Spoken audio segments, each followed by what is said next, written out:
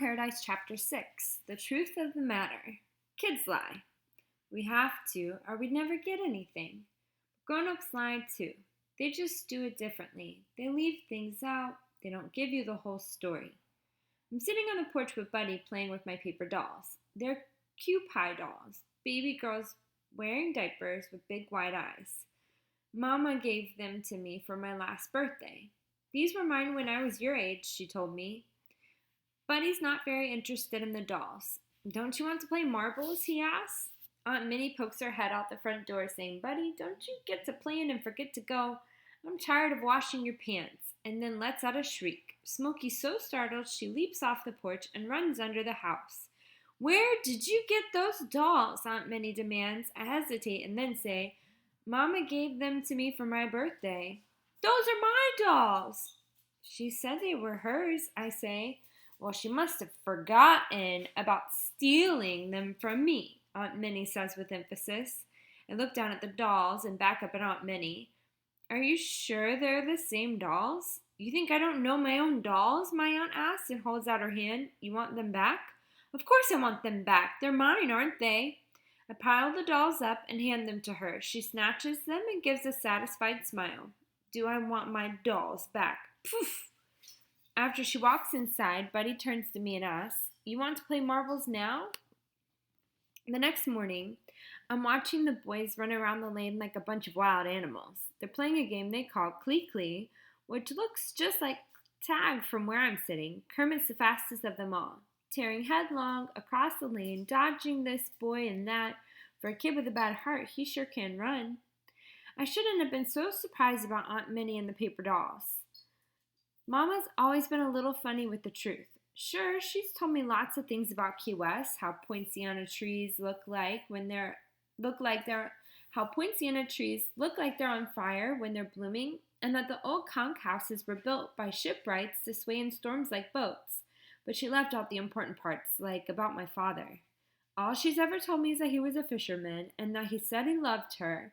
When she told him she was expecting his baby, she waited a whole week, but he didn't ask her to marry him. A week's a long time when you're waiting on a man, I guess.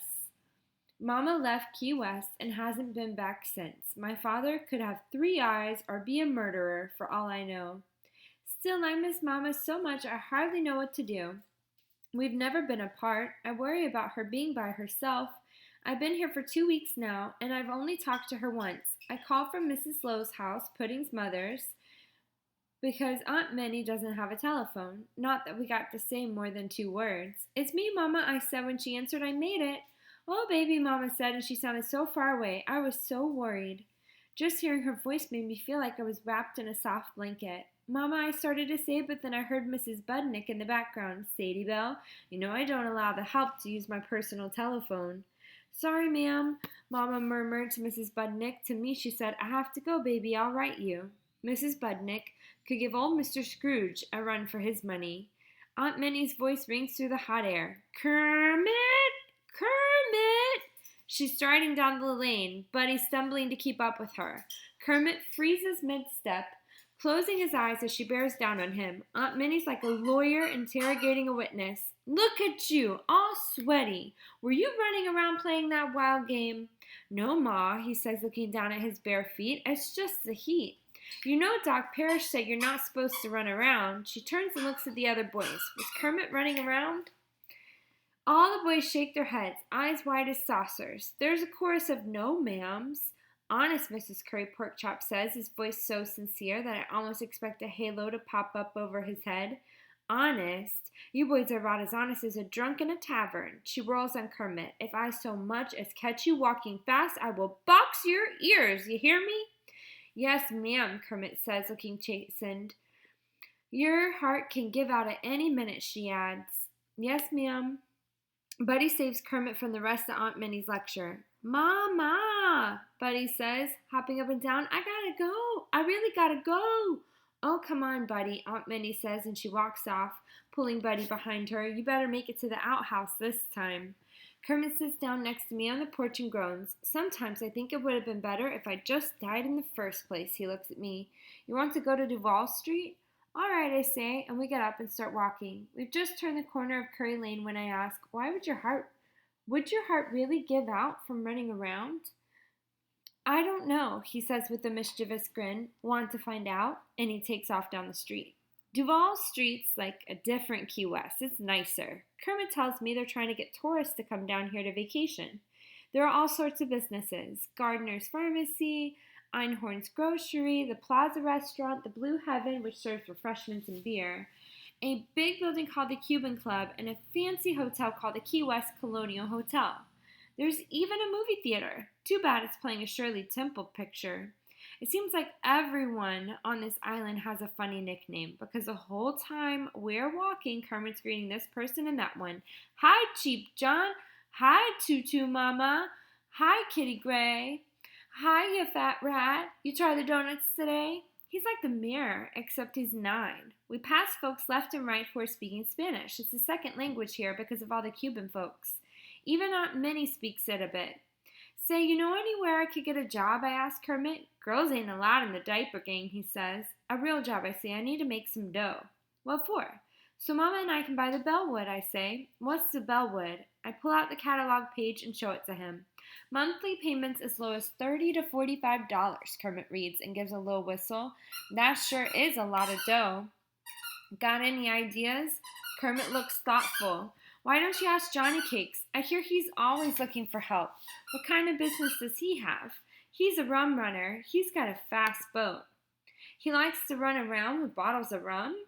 Kermit gives me a funny look. No, he runs it. He brings it in from the Bahamas. He lowers his voice to a whisper. It's illegal.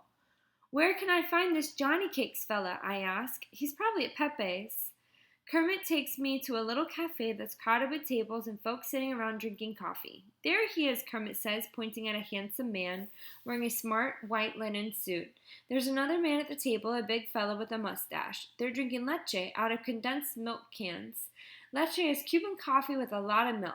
Everyone seems to drink it down here, even kids. I saw a toddler sucking down a leche a few days ago. We walk over to the table and Kermit says, Hi, Johnny Cakes. Well, well, well, if it isn't our Kermit, the handsome man says with a broad smile. And who's this lovely lady? This is my cousin Turtle. Pleased to meet you, sweet cheeks, Johnny Cakes says.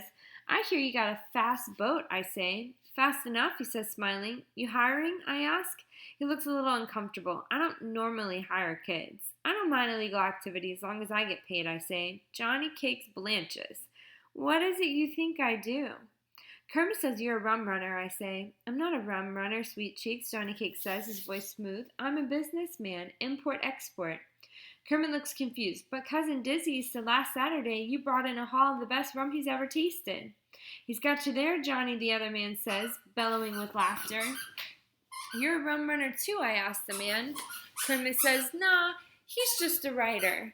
You write anything good, I ask? What do you mean, good? The man says. You know, like for the funny pages. I tick off my favorites on my fingers.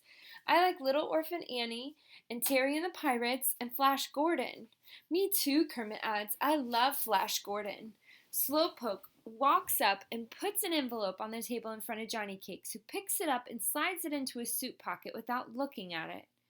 Maybe you should start writing for the funny pages, Papa, Slowpoke says, and the writer fellow grunts. You like the funny pages? I ask Slowpoke. Terry and the Pirates is my favorite, he says. You got good taste, I say. Johnny Cakes asks Slowpoke. You hear about the auction? Must be a worm coming, Slowpoke asks. Slowpoke says. Who's fighting, I ask. That's just an old sponger saying, honey, Slowpoke says. Sponges are used to clean wounds, so if someone's buying a lot of them, we say they're getting ready to start a war. There's a sponge auction coming up soon. I'm heading out tomorrow to catch what I can to sell at it.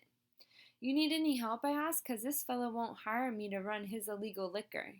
Johnny Cakes groans in exasperation.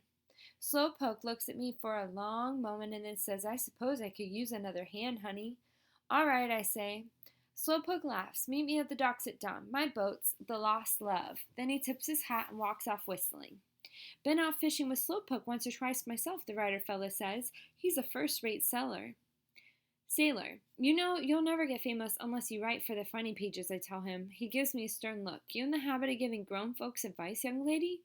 Sure, I say. You're the ones who need it most.